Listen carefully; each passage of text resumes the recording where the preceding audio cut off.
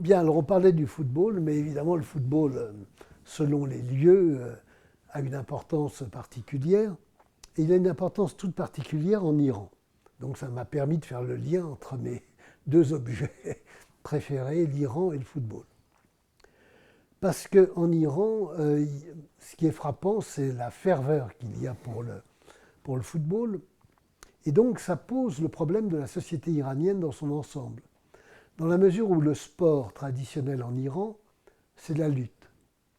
C'est la lutte qui recoupe un petit peu ce qu'étaient les pratiques traditionnelles en Iran, le Jokhaneh notamment, c'est-à-dire la maison de force où des hommes se livrent dans une atmosphère de sociabilité à divers exercices athlétiques. Et puis la lutte est en chute libre, alors que le football est au contraire en croissance exponentielle. La lutte est en chute libre sur le plan national et sur le plan international aussi d'ailleurs, puisque c'est en 2013, si j'ai bonne mémoire, que la lutte a failli disparaître des spécialités olympiques et qu'il a fallu une alliance entre l'Iran et les États-Unis pour que la lutte demeure un sport olympique. Le président de la Fédération de lutte des États-Unis disant que des Jeux olympiques sans lutte, ce serait comme un McDonald's sans frites. Vous voyez à quel point tout ça pouvait réjouir en Iran les mollahs. Bref, passion pour le football et un football qui est surtout représenté dans la capitale, à Téhéran, avec deux équipes, un peu comme en Italie. Là, c'est les Bleus et les Rouges, Esteghlal et Pirrouzi et Persepolis. Donc, Pirrouzi, c'est le nouveau nom qui signifie la victoire. Persepolis, c'est le nom qui existait auparavant, mais qui est conservé quand même par les supporters et qui a été réadmis récemment. Et donc, des chants aussi et 100 000 spectateurs lors du derby. Mais quelque chose de spécifique à l'Iran, me semble-t-il. Vous savez, très souvent, on a fait un parallèle entre le modèle bédouin et le football.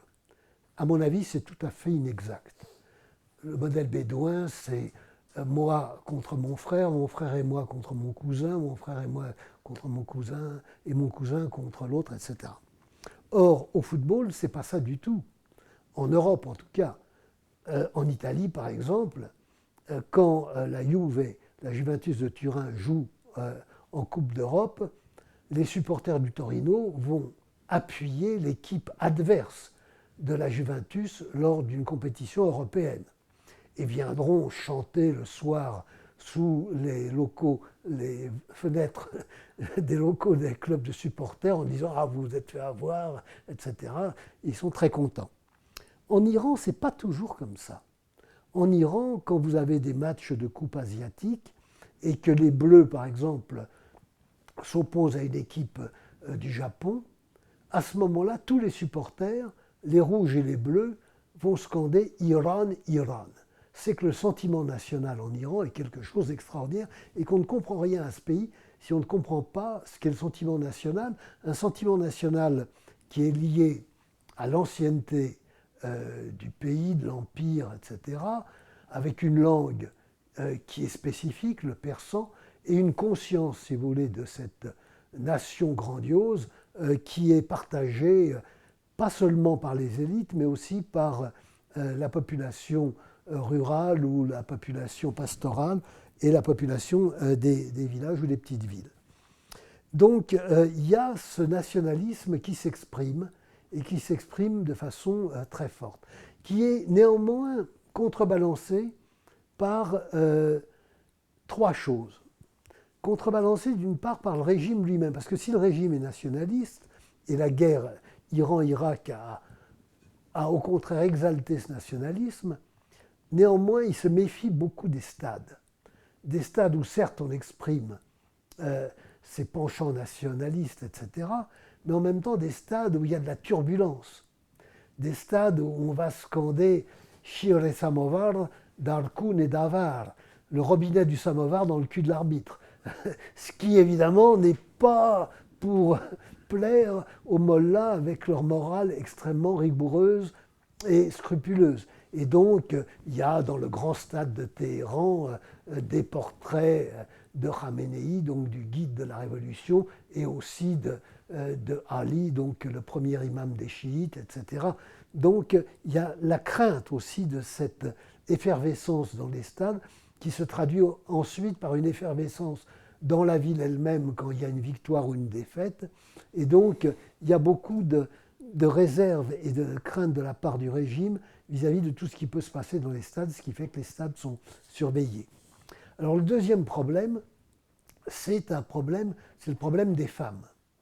Parce que vous savez, l'Iran est aujourd'hui le seul pays au monde où la présence des femmes dans les stades de football, où on peut voir des hommes nus, mais nus, qu'est-ce que ça signifie nus?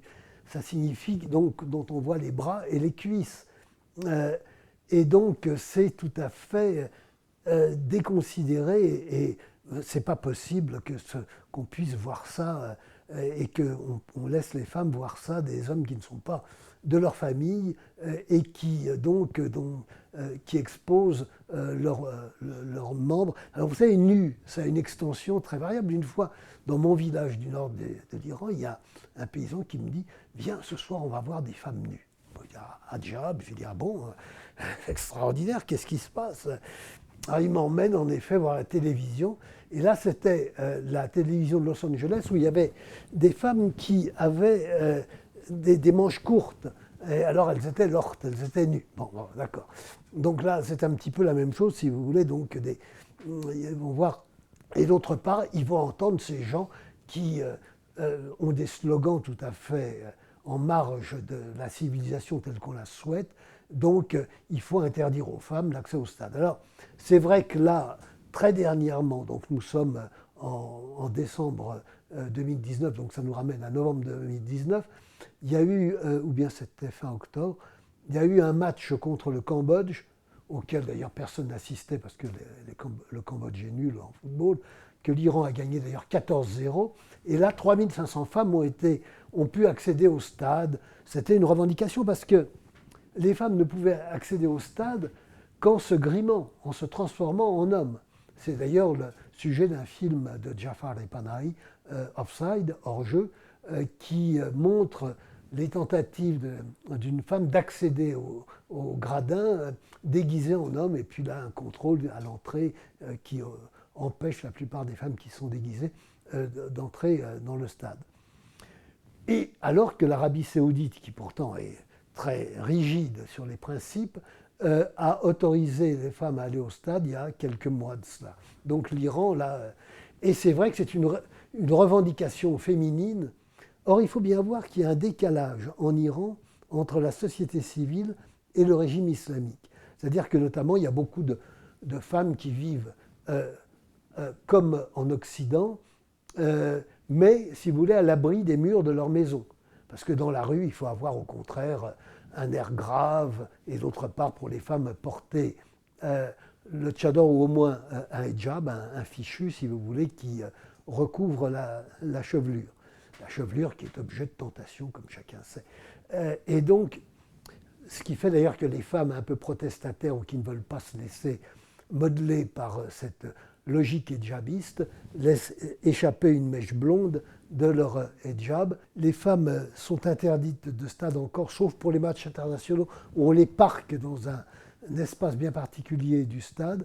Et une des revendications féminines, c'est précisément de pouvoir assister à ces matchs de football et donc de pouvoir à ce moment-là conquérir, si vous voulez, une place un peu moins indigne dans la société. Mais il y a ce décalage très fort entre la société civile, du moins la société civile urbaine, et d'autre part le régime islamique avec ses règles extrêmement contraignantes.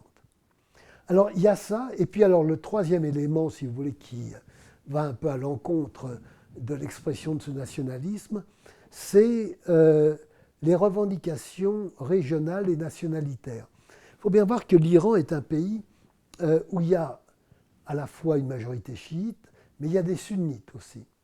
Il y a des Turkmènes, notamment, qui sont à la frontière du Turkménistan. Il y a une partie des Kurdes qui sont à la frontière donc, de l'Irak. Et il y a également des Baloutches au sud-est de l'Iran. Donc il y a cette opposition de minorités qui n'ont pas les mêmes traditions religieuses et d'autre part qui forment des groupes ethniques singuliers. Alors ces groupes ethniques sont de plus en plus sensibles aux revendications dans la mesure où les groupes apparentés de l'autre côté de la frontière ont acquis plus ou moins récemment une autonomie qu'ils n'avaient pas auparavant. C'est le cas du Turkménistan qui est devenu un État. C'est le cas aussi des Kurdes avec ce Kurdistan autonome en Irak, alors que les Kurdes en Iran, eux, n'ont pas d'autonomie. Il faudrait parler aussi, eux ils sont chiites, des Azéris en Azerbaïdjan. L'Azerbaïdjan est devenu un État autonome et les Azéris, eux, sont au contraire, n'ont pas, si vous voulez, d'autonomie, y compris d'enseignement de leur propre langue. Or, les Azéris en Iran, c'est quand même un nombre très important, une population très importante, hein, environ, on pourrait dire presque 17% de la population. Donc, ça n'est pas négligeable. Et donc, ces groupes ethniques voient comment ça se passe à l'extérieur, y compris pour les Baloutches, où il y a une certaine autonomie des Baloutches au Pakistan, si vous voulez, qui est au-delà de la frontière. Et donc, c'est vrai qu'il y a des revendications régionales. Alors, il n'y a pas d'équipe de football importante au Turkménistan ou au Baloutchistan ou au Kurdistan. En revanche, il y a une équipe de football très importante à Tabriz. Tabriz, c'est la capitale de l'Azerbaïdjan iranien, qui est le Traktor Sazi, c'est-à-dire la fabrique de tracteurs de Tabriz. Et donc avec des revendications qui s'expriment là dans les stades, et en particulier donc des revendications pour cette autonomie de l'Azerbaïdjan et ses revendications régionales ou nationalitaires. J'ai omis également un cas, c'est le cas du Khuzistan, donc qui est frontalier de l'Irak mais au sud, cette zone où il y a à la fois des Iraniens, des Persans, mais aussi des Arabes, avec une équipe, le FC Foulad, Foulad ça veut dire l'acier, puisque ce sont des équipes très souvent qui doublent de grandes industries, et le FC Foulad, vous avez des supporters qui réclament une certaine autonomie ou une reconnaissance de leur arabité dans ce monde iranien qui s'oppose en général aux Arabes. Et ça, c'est quelque chose de fort, parce qu'il faut bien voir que ce nationalisme iranien, il s'exprime à la fois dans les stades de football, mais il s'exprime aussi dans la parole des gens. À vrai dire, les Russes sont des sauvages. Les Arabes, moi je me rappelle quand j'étais à Téhéran, avoir organisé une conférence sur la cuisine, qui est un thème qui m'intéresse beaucoup. Et il y avait une universitaire iranienne qui disait oui, alors tant qu'ils n'avaient pas été en contact avec nous, les Arabes ne mangeaient que des choses crues dans les déserts, etc. quoi. Donc vraiment, c'est des sauvages. Les Anglais, c'est les malins. Alors ça, c'est les malins qui savent tramer des tas de choses. Les Américains, alors ça, ils sont idiots, mais ils sont complètement... C'est les Anglais qui leur donnent véritablement de quoi penser. Donc, ils n'ont pas ce sens du complot qu'ont les Anglais de façon merveilleuse. Donc c'est plutôt les Anglais qui sont la nation conçue comme intelligente et perverse. Donc il y a ce nationalisme très fort des Iraniens, première population au monde, et je crois qu'on ne comprend pas l'Iran si on ne comprend pas ce sentiment national extrêmement ancré. Alors voilà, donc le football comme un révélateur, parce que quand même le football, c'est un sport international, donc ça veut dire que les modes de vie internationaux ben, c'est quelque chose qui n'est pas négligeable pour la société civile, mais en même temps un sport dangereux d'après les autorités. Ce qui fait d'ailleurs que, enfin ça il faut regarder les matchs d'Iran même, comme je le faisais, pour voir que jamais, il y a toujours un décalage de quelques secondes, voire d'une minute, entre le moment de la retransmission et le match tel qu'il se déroule. Parce qu'on ne sait jamais ce qui va se passer sur un terrain de football. Donc autant avoir des précautions, si vous voulez, et éviter quelque chose de scandaleux dans la mesure où, alors par exemple, quand il y a des tirages au sort, vous savez maintenant quand il y a des tirages au sort de la Coupe du Monde, il faut toujours que vous montriez une femme accorte avec une poitrine qui plus ou moins se voit, etc. Et donc qui va annoncer le résultat ou bien qui va introduire les membres du jury. Mais tout ça donc est interdit à la télévision iranienne. Mais alors donc le tirage au sort, on l'apprend après à travers quelqu'un qui porte le hijab ou bien un présentateur qui n'a pas à voiler sa poitrine ou son visage. Voilà.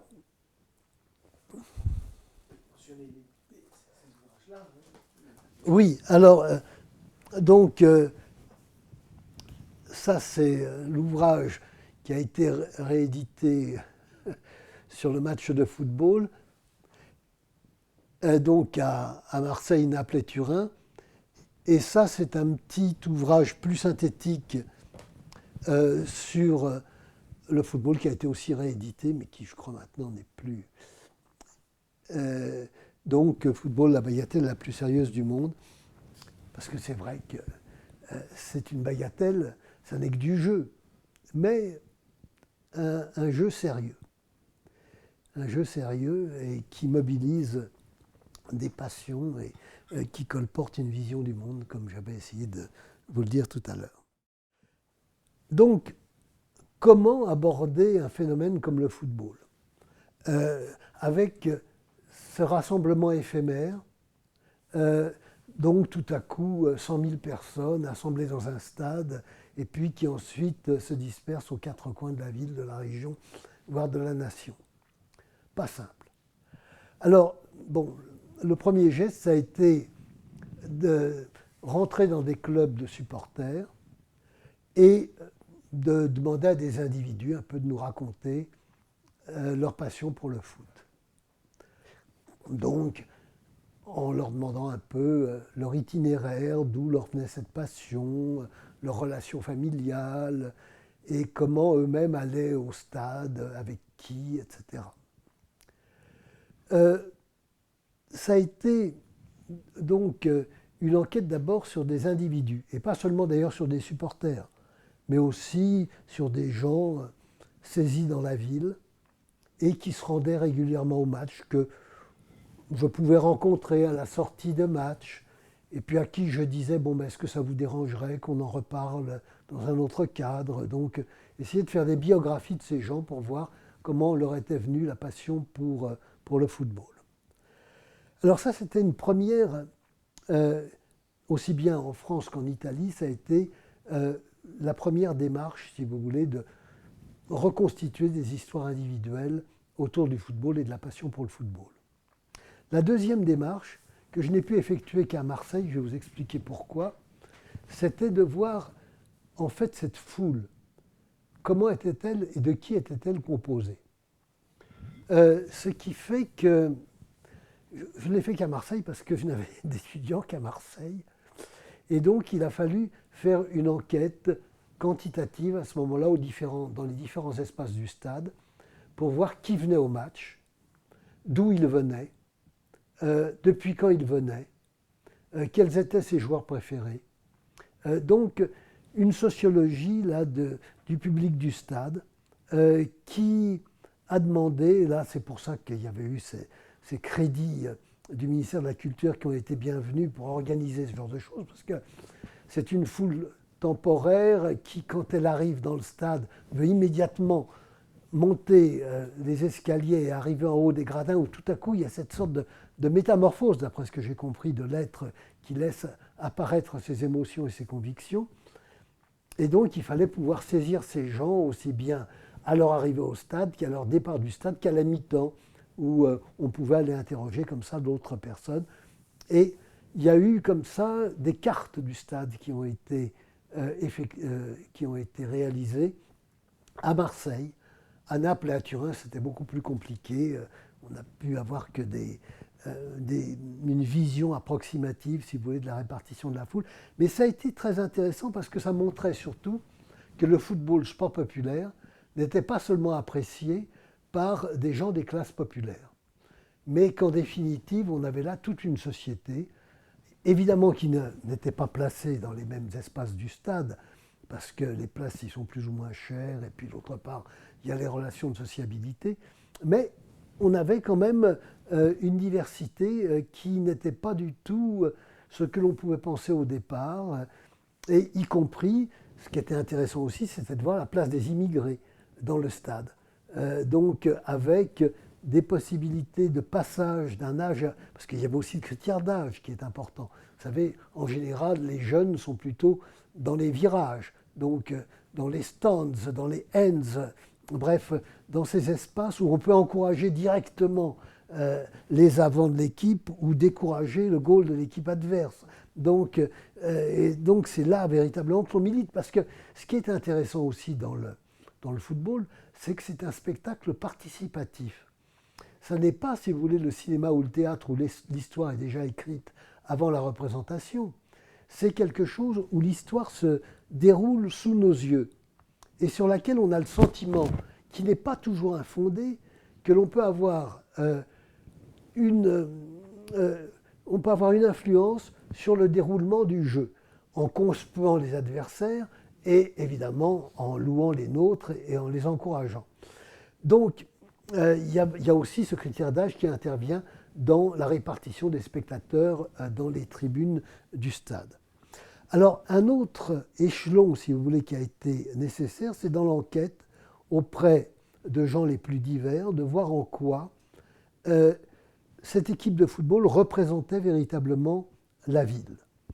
Donc ça, c'était une autre échelle d'analyse, en essayant de faire parler les gens de leur ville et de voir en quoi il y avait, si vous voulez, cette proximité entre style de jeu et style urbain.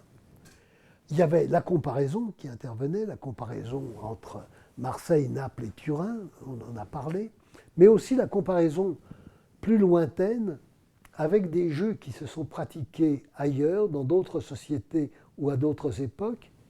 Je pense à la soule, par exemple, donc, qu'on a présenté souvent comme un ancêtre du football, qui était ce jeu qui opposait des villages entre eux, ou qui opposait des quartiers de villes ou de villages entre eux, et où il fallait apporter un ballon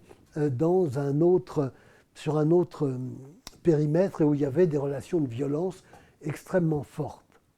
Or, ce qui est frappant dans le football, comme dans le sport en général, et là, ça rejoignait les hypothèses de Norbert Elias, c'est évidemment à quel point aujourd'hui la violence est contenue, et comment même d'ailleurs, lors de matchs qui se déroulaient au début du XXe siècle, il y avait sans doute plus de violence qu'il n'y en a aujourd'hui sur le terrain. Donc, cette codification progressive de la violence. Il y avait aussi un parallèle, moi, qui m'a intéressé et que j'ai fait avec le Tlachtli aztèque. Un jeu de balle aussi, mais où en définitive, et là c'était intéressant, je me reportais aux travaux de Christian Duverger, la victoire et la défaite avaient la même importance. Avaient la même importance parce que personne ne pouvait échapper à son destin. Et donc, c'était, si vous voulez, écrit dans le destin des individus, dans une société qui faisait du destin quelque chose d'irréversible. On avait un destin à sa naissance, et en définitive, ensuite, le reste de l'existence devait être conforme à ce destin. Or là, avec le football, on a au contraire quelque chose où on peut changer de destin, pour ainsi dire. Et donc, c'était intéressant de comparer le jeu d'aujourd'hui à ce jeu de balle pratiqué au Mexique jadis. Et donc, ça a été aussi quelque chose qui a permis de penser le phénomène aujourd'hui. Ce qui fait que le comparatisme est quand même une des clés de l'anthropologie. Et donc, c'est vrai que aussi bien le comparatisme proche, Naples, Marseille, Turin, le Guilan, Téhéran et le monde du plateau iranien, ou le comparatisme lointain, donc les Aztèques ou bien la Soule, sont quand même des ressources qu'a l'ethnologue et qui tranchent beaucoup avec d'autres disciplines. D'autres disciplines d'ailleurs qui maintenant me font rigoler, comme la sociologie. Pourquoi ça me fait rigoler? Parce que quand j'ai commencé, moi, ils nous regardaient de haut. Nous étions les cutéreux des sciences sociales, en train de faire de l'ethnographie, alors qu'eux-mêmes pratiquaient des méthodes quantitatives beaucoup plus aguerries, et puis en même temps avaient des hypothèses, alors que nous partions comme ça, sans guère d'hypothèses. Même on nous disait n'en ayez pas, parce que si vous en avez, ben, le problème est résolu avant d'être posé. Enfin bref. Et maintenant, je vois qu'au contraire, l'ethnographie porte ça au pinacle. Ben, ça me faisait rigoler, j'entendais ça l'autre fois, ici à l'université, des sociologues qui avaient fait un séminaire sur l'ethnographie, qui vantaient l'ethnographie. Je ne suis pas sûr d'ailleurs que ce soit la même ethnographie que la nôtre. Parce que rester auprès des supporters pendant plusieurs années, ou bien aller dans les bistrots où on discute des matchs, ou bien rester au Guilan pendant aussi des mois et des mois pour connaître le fonctionnement d'une localité, je ne suis pas sûr que ce soit l'ethnographie que pratiquent les sociologues, qui est certes du terrain, mais un terrain sans doute beaucoup plus court et beaucoup moins approfondi.